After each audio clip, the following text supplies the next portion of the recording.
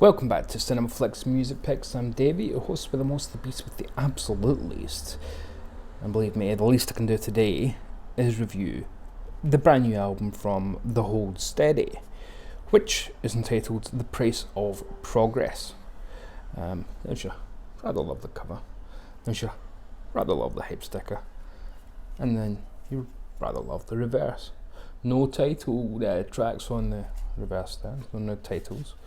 And you get them band members and credits, and still no names of songs. I thought that was rather unusual. So yeah, classic lineup by now. Craig obviously, Bobby Drake, Tad, Franz Nickley, Gallon, Steve Selveridge, horn section as there has been in the last few albums. Stuart Bolge and Jordan McLean, female harmony vocalists on here, Cassandra Jenkins, Annie Nero. There's vibraphone, there's a big string section on a couple of tracks, which you might guess means that we've got a little bit of a bigger sound going on than a few places here. Not many, they've not done a massive left turn, and your booklet as such is where you get the names of the tracks and the lyrics. They give you full lyrics, which when it comes to Craig Finn, you want your lyrics, you want to be able to read his lyrics, but because there's no tracks on the back, I've made my own notes, because I didn't want to be, it's one of those fold out lyric sheets, so I didn't want to be going in track 3, one of those. So I'll just give you my thoughts. Now, first of all, The Hold Steady in general, I've resigned myself to the fact that they will never top the mid to late 2000s period. Subpoenaed in Texas, sequestered in Memphis. Yeah, I mean, I just don't think we'll get past that. That was their peak, but they've got the perfect name for themselves, The Hold Steady, because that's what they do, isn't it? They kind of hold steady. They don't change too much. They know what they're good at. They know what they're interested in, and they're bloody good at it. It's not as if it feels like it's just the same album over and over again. Yeah, musically there's a clear lineage, but hey, AC/DC have been doing that for 50 years rather successfully. And believe me, not as literally as Craig's lyrics, which continue to astonish. I want him to write novels. They've been very prolific in the past few years. I mean, what have we had? 3 albums since 2019? Yeah, this one, Thrashing Through the Passion and Open Door Policy, and then we had Craig's solo album last year as well, which was fantastic too. So it's been a very good period for Hold Steady fans.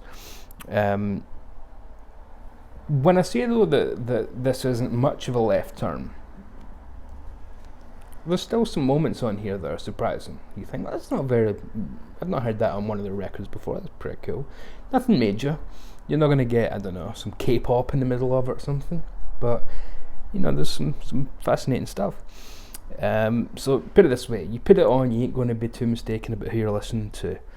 When we go straight in to the first track, which is Grand Junction, again, not that you'd know it from looking anywhere in the packaging unless you open up the poster itself. Very relaxed tempo, laid back at first, but it's got a massive guitar line going all over it, which is kind of a Hold Steady trademark, isn't it? Kind of a bass that's quite laid back, and then a guitar line that just turns out into pure bar rock. Yeah, I mean, and that's got some, Nickley does some synth stuff on it that's really cool, gives it a bit more of a kind of E Street Bandy feel as well. Yeah, a couple travelling through the American West. There's, again, these kind of things that Craig can just write the hell out of. He's one of the great American lyricists for me of the last 25, 50 years maybe, who knows. I think the best track is track 2, Sideways Skull. Sounds a bit like Denver Haircut from Thrashing Through the Passion. Craig does this kind of half talk, half sung lyric thing on it, and it's a great story about a woman kind of clinging to her rock and roll dreams, even though she's living in a halfway house. And there's lines about, even if I squint, that photo doesn't make me look like Robert Plant. And, so it's combines these kind of passions of Craig's lyricism, kind of rock and roll dreams, and down and outs who want to make it out. It kind of gives him a chance to play around with those parts, but then it stops with just completely breaks down, and we get a lovely piano solo all of a sudden, which is again not something you'd associate with the whole steady. And then the guitar comes back in, and then gradually everything ramps back up into a big powerful finale. That will definitely be one of the tracks I'll put down in the comments. I think that's the best track in the album. There are 10, by the way. Won't go through them all. Carlos is crying. It's about old friends getting together at a pub, and then it gets rather uncomfortable when Carlos tells his story about what he's been through. I almost don't want to go in it because I think it's. I think what people have been through in the past few years, Carlos has got a story that you can identify with, put it that way. Great guitar stuff, some wonderful organ stuff, still a rocking climax, even though it's quite a very sad song. And Craig sings this line where it says, "I love you, I feel you, and I'm sorry that you're hurting." Kind of breaks me a little bit. And Craig's voice lends itself sometimes to sarcasm, but there's one of the moments where you realise, it can also do this beautiful sincerity, because you don't doubt for a second that it's sincere, that he's on Carlos's side. Sixers is another absolutely brilliant song. Lyrically, it's the best thing on the album. An insomniac woman who visits her richer neighbour on a Friday night, and they talk, and we kind of listen into the conversation. Again, I think Craig's a novelist who just happens to be in a rock band, or a playwright even, because that could be a play, just a premise like that. It's got massive hooks. Doesn't have a big chorus, so it's not one of their kind of old school, sing along at the festival type tracks, but it is fantastic. And when you get this and open up your poster, read those lyrics, believe me, you will be blown away. Tracks like Understudies and The Birdwatchers are more dramatic. They're where the strings start to come in and harmonies come in. Things are a bit more melodramatic. It's the kind of Douglas Sirk approach of the album. There's shady characters who go on a strange adventure in a different town. There's big horn refrains on them. At first we were suspicious, we drank ourselves complicit. I love that line. It's got very film noir like penmanship to him as well, Craig. Some lovely kind of distortion and feedback, and great stuff. Understudies, again one of my favourites on the record. Once more, cinematic, massively cinematic.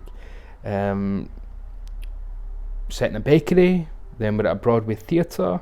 The riff starts on a piano, and then the distortion of the guitar comes in on top of that, and then it turns into a groove, which you really don't expect, something you can actually kind of dance to out of nowhere, with Polka's bass line, and they've dropped choruses quite a lot here. There's not many choruses, but this one definitely has a chorus with the 4 a.m.'s the night time in the morning, and it's hard to get sleep after performing. When a star is born, a habit starts forming. It's hard to get to sleep after performing. So it's brilliant. That's definitely one of the tracks I stepped down there too.